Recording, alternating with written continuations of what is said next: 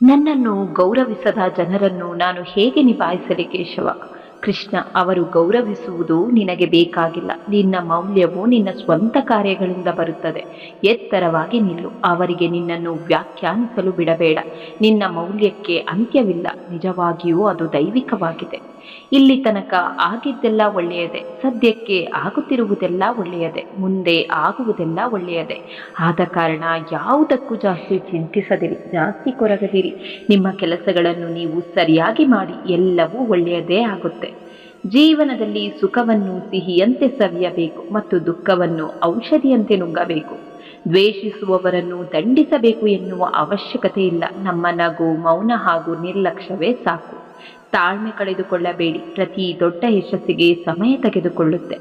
ಒಳ್ಳೆಯ ಸಮಯಕ್ಕಿಂತ ಒಳ್ಳೆಯ ಮನುಷ್ಯನ ಸಂಬಂಧವಿರಲಿ. ಯಾಕೆಂದರೆ ಒಳ್ಳೆಯ ಮನುಷ್ಯ ಒಳ್ಳೆಯ ಸಂಬಂಧವನ್ನು ತರಬಲ್ಲ, ಆದರೆ ಒಳ್ಳೆಯ ಸಮಯ ಒಳ್ಳೆಯ ಮನುಷ್ಯನನ್ನು ತರಲಾಗದು. ಆಲೋಚನೆಗಳು ಮತ್ತು ಉದ್ದೇಶಗಳು ಉತ್ತಮವಾಗಿರುವ ವ್ಯಕ್ತಿಗೆ ದೇವರು ಸಹಾಯ ಮಾಡಲು ಒಂದಲ್ಲ ಒಂದು ರೂಪದಲ್ಲಿ ಬಂದೇ ಬರುತ್ತಾನೆ. ಅಕ್ಕರೆ ಇಲ್ಲದ ಸಂಬಂಧಕ್ಕೆ ಬಿಕ್ಕಿ ಬಿಕ್ಕಿ ಕಣ್ಣೀರಿಟ್ಟರೇನು? ಅದು ನೀಡುವುದು ಬೇವಿನ ಕಹಿ ಹೊರತು ಬೆಲ್ಲದ ಸಿಹಿಯಲ್ಲ.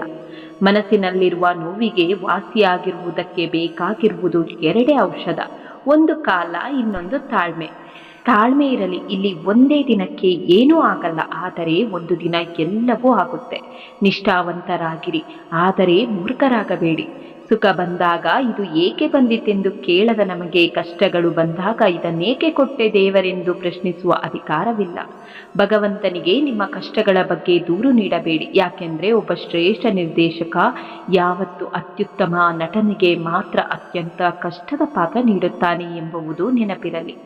ಪ್ರಾರ್ಥಿಸುವ ತುಟಿಗಳಿಗಿಂತ ಸಹಾಯ ಮಾಡುವ ಕೈಗಳು ಪವಿತ್ರವಾಗಿವೆ. ಮನುಷ್ಯನ ನಿಜವಾದ ಒಡನಾಡಿ ಅವನ ಆರೋಗ್ಯ. ಮನುಷ್ಯನ ನಿಜವಾದ ಒಡನಾಡಿ ಅವನ ಆರೋಗ್ಯ. ಅವನ ಆರೋಗ್ಯ ಅವನನ್ನು ತೊರೆದ ದಿನ ಮನುಷ್ಯ ಪ್ರತಿಯೊಂದು ಸಂಬಂಧಕ್ಕೂ ಹೊರೆಯಾಗುತ್ತಾನೆ. 100 ಕಷ್ಟಗಳು ಬಂದವೆಂದು ಕೊರಗಬೇಡ. ನಿನ್ನ ಆತ್ಮಬಲ ಅಚಲವಾಗಿದ್ದರೆ ಅವೆಲ್ಲವನ್ನು ಮೆಟ್ಟಿ ನಿಂತು ಎದುರಿಸುವ ಶಕ್ತಿ ನಿನ್ನಲ್ಲಿ ಉದ್ಭವಿಸುತ್ತೆ. ಅರ್ಜುನ ಕೇಳುತ್ತಾನೆ, ಎಲ್ಲವೂ ಹಣೆ ಬರಹದಲ್ಲಿ ಬರೆದಿದ್ದಾರೆ ಎಂದ ಮೇಲೆ ಪ್ರಯತ್ನ ಪಟ್ಟು ಫಲವೇನು ಎಂದು. ಶ್ರೀಕೃಷ್ಣ ಉತ್ತರಿಸುತ್ತಾರೆ, ಯಾರಿಗೆ ಗೊತ್ತು, ಪ್ರಯತ್ನ ಪಟ್ಟರೆ ಸಿಗುತ್ತದೆ ಎಂದು ಹಣೆ ಬರಹದಲ್ಲಿ ಬರೆದಿದ್ದರೆ. ಮೌನಕ್ಕಿಂತ ದೊಡ್ಡ ಉತ್ತರವಿಲ್ಲ, ಕ್ಷಮಿಸುವುದಕ್ಕಿಂತ ದೊಡ್ಡ ಶಿಕ್ಷೆ ಮತ್ತೊಂದಿಲ್ಲ. ಇಲ್ಲಿ ಪ್ರತಿಯೊಂದು ಸಂಬಂಧಗಳಿಗೂ ಋಣದ ಅವಧಿ ಇದೆ. ಇದನ್ನು ಅರಿಯದ ಮನುಷ್ಯ ತನ್ನದೇ ಆದ ಅವಧಿ ಹುಡುಕುತ್ತಾನೆ ಅಷ್ಟೆ.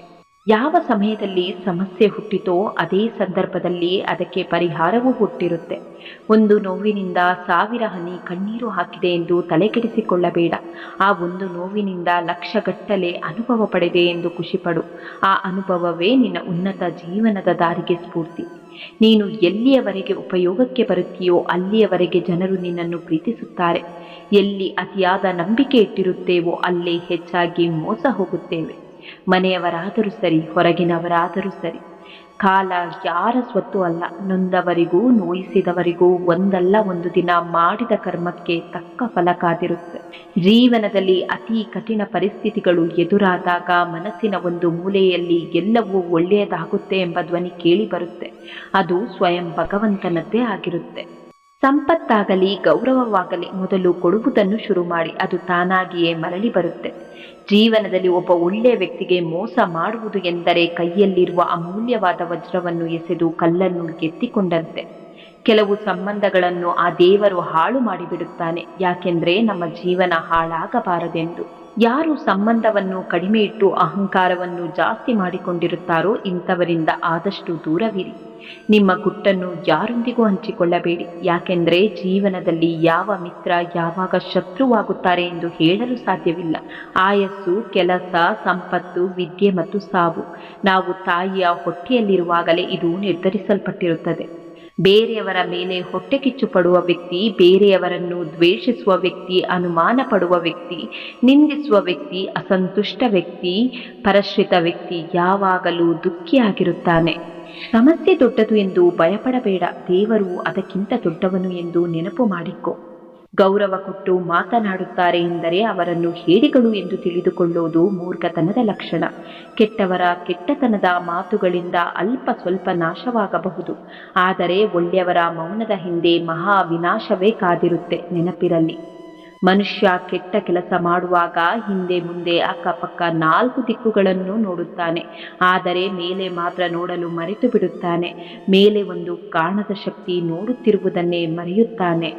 ನಡೆಯುವ ದಾರಿಯಲ್ಲಿ ಚುಚ್ಚುವ ಮುಳ್ಳಿದ್ರೆ ಪಾದರಕ್ಷೆ ಮೆಟ್ಟಿ ನಡೆ.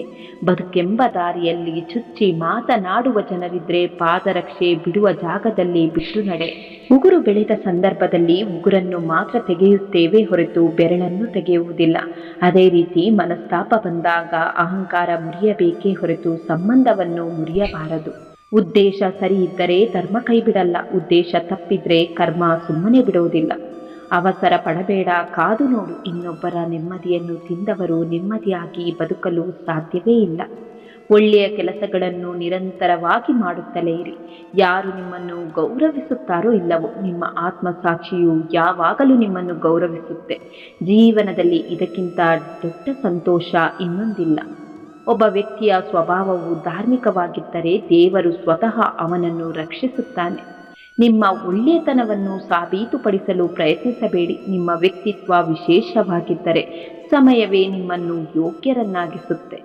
ಯಾರ ಮೇಲಾದರೂ ನಂಬಿಕೆ ಇಡುತ್ತೀರಿ ಎಂದರೆ ಕೊನೆಯವರೆಗೂ ನಂಬಿಕೆ ಇಡಿ. ಪರಿಣಾಮ ಏನೇ ಆಗಿರಲಿ, ಅಂತಿಮವಾಗಿ ಒಂದೋ ನೀವು ಒಬ್ಬ ಒಳ್ಳೆಯ ಸ್ನೇಹಿತನನ್ನು ಪಡೆಯುತ್ತೀರಿ ಅಥವಾ ಒಳ್ಳೆಯ ಪಾಠ ಕಲಿಯುತ್ತೀರಿ.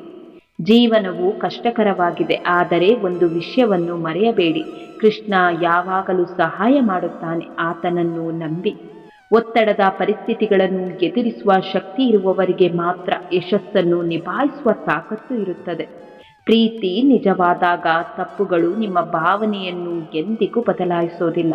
ಮನಸ್ಸು ಕೋಪಗೊಳ್ಳಬಹುದು, ಆದರೆ ಹೃದಯ ಇನ್ನೂ ಕಾಳಜಿ ವಹಿಸುತ್ತದೆ. ಕರ್ಮದ ಫಲ ಸರಳ ಪಾಠ, ಮೋಸಕ್ಕೆ ಮೋಸ ಇವತ್ತಲ್ಲದಿದ್ದರೆ ನಾಳೆ. ಸ್ಪಷ್ಟವಾಗಿ ಮತ್ತು ನೇರವಾಗಿ ಮಾತನಾಡುವ ವ್ಯಕ್ತಿಯ ಮಾತುಗಳು ಖಂಡಿತವಾಗಿಯೂ ಕಠಿಣವಾಗಿರುತ್ತವೆ, ಆದರೆ ಅವನು ಎಂದಿಗೂ ಯಾರಿಗೂ ಮೋಸ ಮಾಡೋದಿಲ್ಲ.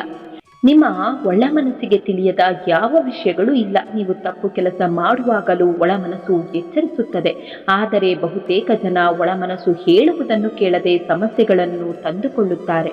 ಒಂದು ಮರವು ಲಕ್ಷಾಂತರ ಬೆಂಕಿ ಕಡ್ಡಿಗಳನ್ನು ಮಾಡಬಹುದು, ಆದರೆ ಒಂದು ಬೆಂಕಿ ಕಡ್ಡಿಯು ಲಕ್ಷಾಂತರ ಮರಗಳನ್ನು ಸುಡಬಹುದು. ಸಂದೇಶ ಸೃಷ್ಟಿಗೆ ವರ್ಷಗಳು ಬೇಕಾಗುತ್ತೆ, ವಿನಾಶವು ಒಂದು ಕ್ಷಣದಲ್ಲಿ ಸಂಭವಿಸಬಹುದು. ನಮ್ಮನ್ನು ಯಾರು ಗೌರವಿಸುವುದಿಲ್ಲ ಎಂದು ನೋವು ಪಡಬೇಡ. ಬಟ್ಟೆಗಳ ಅಂಗಡಿಯಲ್ಲಿ ಒಬ್ಬರಿಗೆ ಇಷ್ಟವಾಗದೆ ಬಿಟ್ಟು ಹೋದ ಬಟ್ಟೆಗಳು ಮತ್ತೊಬ್ಬರಿಗೆ ಬಹಳ ಇಷ್ಟವಾಗುತ್ತೆ. ಜೀವನ ಕೂಡ ಇಷ್ಟೆ. ಬೇರೊಬ್ಬರ ಜೀವನ ಕಥೆಯನ್ನು ಉದಾಹರಣೆಯಾಗಿ ಕೊಡುವುದು ಸುಲಭ, ನಮ್ಮ ಜೀವನವೇ ಉದಾಹರಣೆಯಾಗುವಂತೆ ಬದುಕುವುದು ಕಷ್ಟ. ನಾನು ಪಡೆದುಕೊಂಡಿರುವುದು ಒಳ್ಳೆಯದು ಮತ್ತು ನಾನು ಪಡೆಯದಿರುವುದು ಕೂಡ ಒಳ್ಳೆಯದು, ಏಕೆಂದರೆ ನನಗೆ ಕೊಡುವವನಿಗೆ ನನಗೆ ಯಾವುದು ಸರಿ ಮತ್ತು ಯಾವುದು ತಪ್ಪು ಎಂದು ತಿಳಿದಿದೆ. ಸತ್ಯ ಕಹಿ ಇರಬಹುದು, ಆದರೆ ಮುಂದೆ ನಿನ್ನ ಆರೋಗ್ಯವನ್ನು ಕಾಪಾಡುತ್ತದೆ. ಸುಳ್ಳು ಸಿಹಿ ಇರಬಹುದು, ಆದರೆ ಮುಂದೆ ನಿನ್ನ ಆರೋಗ್ಯದ ಜೊತೆ ನಿನ್ನ ಜೀವನವನ್ನೇ ನಾಶ ಮಾಡುತ್ತದೆ. ಮನುಷ್ಯ ಐಶ್ವರ್ಯವಂತನಾಗಲು ಹೋಗಿ ಆರೋಗ್ಯ ಕಳೆದುಕೊಳ್ಳುತ್ತಾನೆ, ಮತ್ತೆ ಅದೇ ಆರೋಗ್ಯವನ್ನು ಪುನಃ ಪಡೆಯಲು ಐಶ್ವರ್ಯವನ್ನು ಕಳೆದುಕೊಳ್ಳುತ್ತಾನೆ. ಈ ಹೋರಾಟದಲ್ಲಿ ಕೊನೆಗೆ ಎರಡನ್ನೂ ಕಳೆದುಕೊಳ್ಳುತ್ತಾನೆ. ಇಷ್ಟೇ ಜೀವನ.